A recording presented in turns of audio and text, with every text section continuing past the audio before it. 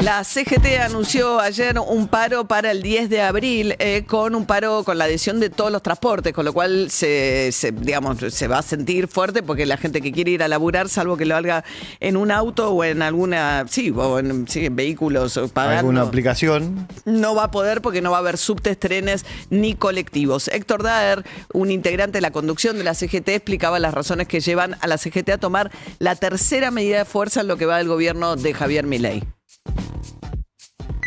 La medida más importante son una acción sindical de 36 horas, comenzando con movilizaciones a partir del día 9 a las 12 horas del mediodía y a posteriori, a partir de las 0 horas del día 10, un paro por 24 horas. Antes la CGT va a adherir a la marcha por el Día de la Memoria. El lunes es feriado por el aniversario del 24 de marzo. El gobierno prepara algún tipo de pronunciamiento. Sabemos que el año pasado, el primer año que le tocó ser presidente en un Día de la Memoria, el gobierno hizo un video con el Tata Joffre, que es ahora el jefe de la Escuela de Formación de Espías, en el que básicamente hablaba de las víctimas de las organizaciones guerrilleras y en ningún momento mencionaba el terrorismo de Estado, que fue el plan criminal de las Fuerzas Armadas, por el cual se recuerda justamente el Día de la Memoria, que es cuando el Estado, en lugar de combatir con la legalidad las organizaciones armadas, lo hizo a través de montar el esquema del terrorismo de Estado. Bueno, mientras tanto, Héctor Daer también dijo que la razón que lleva a la CGT a ir a una medida de fuerza tiene que ver con el poder adquisitivo de los trabajadores. Lo que nos lleva a una medida de fuerza es que insistentemente, desde fines del año pasado, las paritarias en curso de este año se han pisado, no se han homologado y estamos en una caída de poder adquisitivo muy fuerte. Primer punto. Segundo punto, creemos que hay una necesidad urgente que tampoco escucha el gobierno, que tiene que ver con un aumento de emergencia a los jubilados y con la actualización del bono, ¿no? Bueno, ahí marca el tema de los jubilados con relación a que el bono de la mínima se mantuvo congelado, razón por la cual la evolución, de inflación es solo de una parte de la jubilación, pero ahí era básicamente un tercio, después se fue licuando el bono, que se mantuvo siempre en 70.000 pesos. Con relación a las paritarias, para generar la expectativa de que en el futuro la inflación va a estar con un 1% adelante, el gobierno no homologa paritarias que estén por arriba del 1%, que tengan un 2% adelante. Y además está toda la discusión de la pérdida de poder adquisitivo por el mayor impacto del costo de los servicios dentro del salario familiar.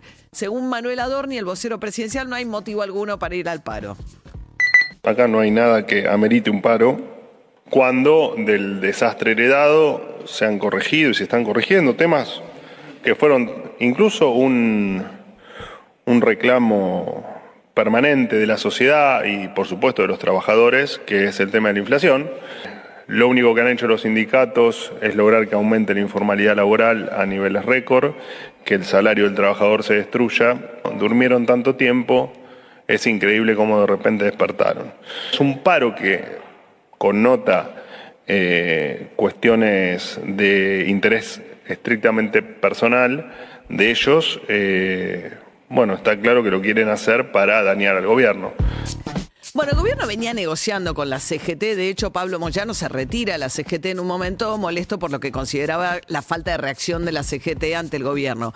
Porque tienen en la mesa de la negociación temas vinculados a las obras sociales, pero por sobre todo, el gobierno no impulsó en el Congreso Nacional el proyecto de ley que quita la obligatoriedad de los aportes sindicales a los trabajadores del sector formal, que es la gran fuente de recaudación de los sindicatos, junto con las obras sociales. Sí, y en la ley base todo lo que tiene que ver con la reforma laboral que quedó judicializado, tampoco hicieron un esfuerzo muy grande en la justicia como para que eso avance. El Poder Ejecutivo. El Poder Ejecutivo. Bien, mientras tanto, el gobierno tiene juego político. Sí. De hecho, además venimos hablando de cómo en el Congreso Nacional, en la Cámara de Diputados, se vio que ciertos gobernadores tienen conversaciones con la Casa Rosada que hace que sus legisladores después o se ausenten de la votación o los acompañen. Hablamos del caso de Catamarca. En Catamarca le dieron ayer una mina de una piedra preciosa, que estaba tratando de ver cuál era, ahí les digo, pero le dieron la explotación de esa mina a la provincia, que antes era nacional, y justamente los 4 representantes del gobernador Jalil de Catamarca, que es peronista, se ausentaron de la votación. Se llama Capillitas, es un yacimiento de rodocrosita, una piedra semipreciosa de color rosado, dice Página 12 hoy, que bueno, eso es lo que explicaría que los 4 diputados de Catamarca, al momento de votar el acuerdo con el Fondo Monetario, se levantaron de sus sillas. En ese contexto, Guillermo Franco dice que Cristina Fernández de Kirchner no conduce al peronismo, y un poco de razón tiene, porque los peronistas que se le van son los que dialogan con el gobierno sus necesidades particulares. ¿Qué decía el jefe de gabinete? La expresidenta ha tenido mucho que ver en esto, la presión que han sufrido. Ella ha dispuesto la intervención de partidos justicialistas provinciales por el hecho de que algunos de sus legisladores hayan apoyado al gobierno. Lo que está demostrado es que la expresidenta no domina el justicialismo. Yo creo que eso la pone nerviosa y quiere generar estas posiciones de supuesto cuestionamiento al gobierno por algunos grupos. Por supuesto que la veo activa, ella está conduciendo por lo menos una parte del justicialismo. Ahí he visto que se rompió una parte del bloque de senadores. 4 senadores se fueron también. Bueno, la cuestión es que Cristina Fernández de Kirchner va a estar mañana en la Facultad de Ciencias Sociales, va a participar en la Universidad de Buenos Aires de una conferencia y, como siempre, va a intervenir seguramente en la discusión actual. Viene haciéndolo a través de su cuenta de Twitter con un tono zumbón y burlón, discutiendo con las políticas económicas de Milei. También la interna fatal es la de Provincia de Buenos Aires. Ayer Kicillof no logró que la Cámpora bajara a darle quórum para aprobar el calendario electoral de la Provincia de Buenos Aires. Está cada vez más quebrado ese vínculo, con consecuencias difíciles de pensar para el armado de la estrategia electoral en la Provincia de Buenos Aires. Ayer Kicillof se quejó de los diputados que le aprobaron el acuerdo con el Fondo Monetario. Ayer votaron el acuerdo con el Fondo Monetario Internacional. Les digo por mi experiencia, les digo por la historia, nunca que vino el Fondo Monetario Internacional y que le pedimos la guita al fondo, le llegó ni un solo mango al que más necesita, a nuestra industria nacional. No se creó un solo puesto de trabajo, no se abrió una sola industria. El Fondo Monetario Internacional ha servido siempre para condicionar las políticas de nuestro país y llevarnos al fracaso. Y al mismo tiempo había que votar para darle unos mangos más a los jubilados y ahí se levantaron y se fueron. Es un gobierno que endeuda al país, que apoya la fuga, pero que no le da un peso a los jubilados y jubiladas de la Argentina. Bueno, había unos proyectos para extender la moratoria jubilatoria que vence y también otros para actualizar el bono, ¿no? Ninguno de los cuales prosperaron en la Cámara de Diputados. No consiguieron el quórum necesario para avanzar. Ni el PRO ni la Libertad Avanza participaron de la sesión que se hizo este martes a las 7 de la tarde. Y en ese contexto, sobre el acuerdo con el fondo, ahora que lo sacó por decreto, la autorización para un nuevo endeudamiento, y ese decreto alcanza con que una Cámara lo apruebe para que rija, ayer Milei habló con la agencia Bloomberg buscando darle una señal a los mercados. En 5 jornadas el Banco Central perdió $1.000 millones. Ayer los dólares estuvieron más quietos, más tranquilos, con esta señal que ahora tiene el permiso del Congreso, y además Milei dijo que estimaba que a mediados de abril se cierre el acuerdo con el Fondo Monetario. Le dio ese título a Bloomberg, pero claramente era una decisión de tratar de calmar la cuestión financiera.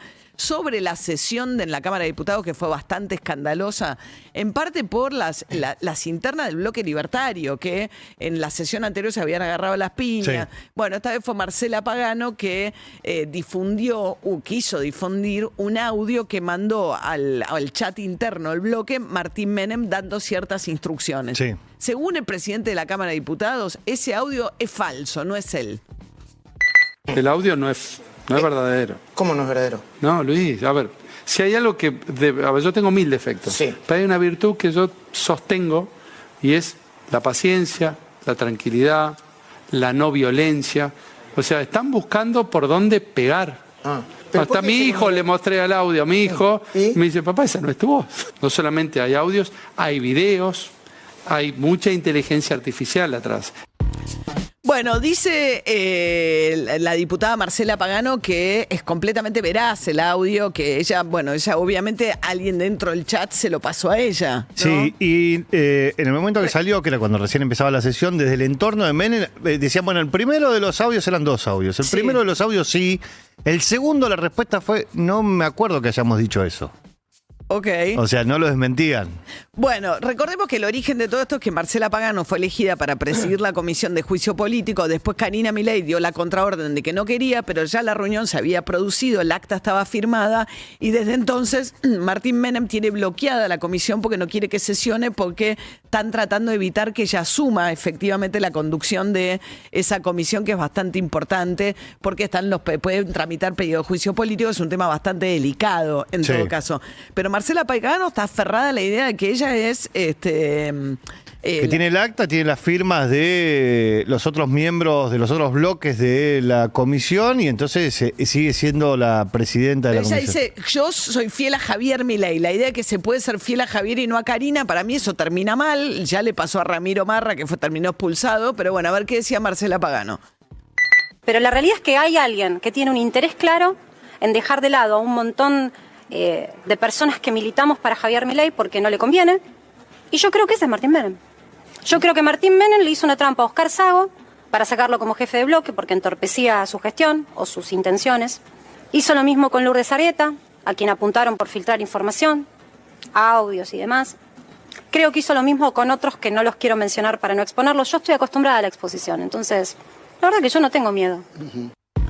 Bueno, los libertarios están con esa interna que, bueno, además en la Ciudad de Buenos Aires tiene repercusiones sobre qué van a hacer en las candidaturas frente al PRO, porque está claro que van a competir, por lo menos ahora el 18 de mayo, que es que quizás primero arranca elección de convencionales constituyentes en Santa Fe en abril, donde también van separados los libertarios del PRO. Y en la Ciudad de Buenos Aires el 18 de mayo van a ir por separado. Increíblemente, porque se había mencionado la posibilidad que el candidato fuese Adorni, pero aparentemente Karina Milei no quiere perderlo como vocero del gobierno nacional. Entonces, están hablando de la posibilidad de que sea el Gordo Dan, un libertario tuitero extremo en sus posicionamientos. Lo decía así Guillermo Francos. Capaz que lo que la gente busca, está cansada de las candidaturas viejas, está buscando candidaturas nuevas, ¿no? Como pasó con Javier Milei, así que en una de esas presentamos un candidato que es nuevo en la vida política de la ciudad, ¿no? ¿El Gordo Dan, por ejemplo? No quiero hacer nombres porque no los conozco, yo no estoy manejando el partido, ¿no? Pero Dan es un dirigente distinto.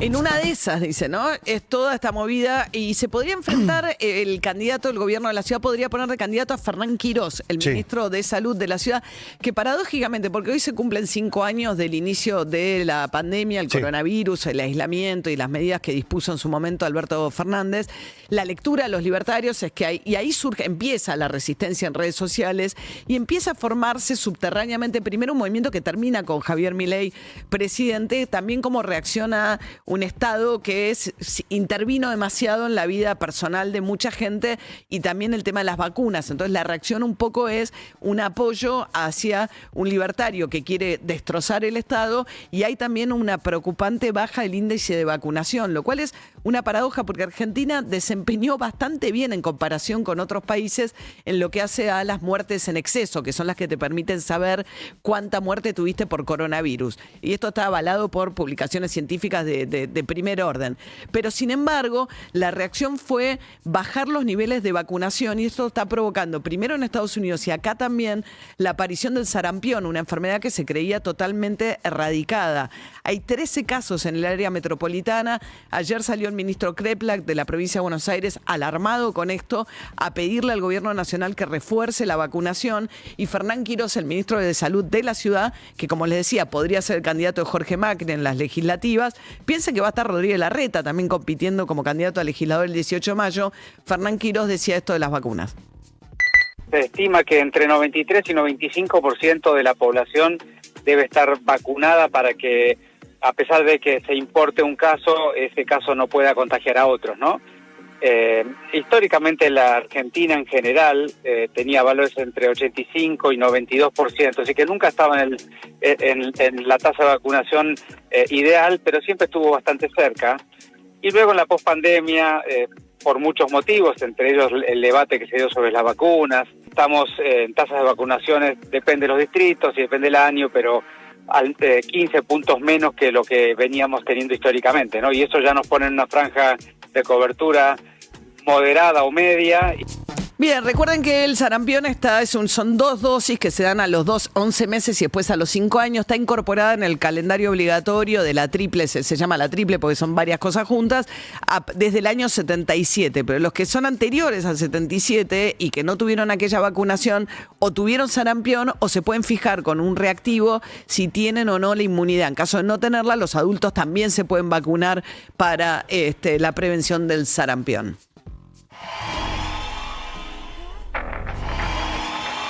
Alanis Morissette, artista Lollapalooza.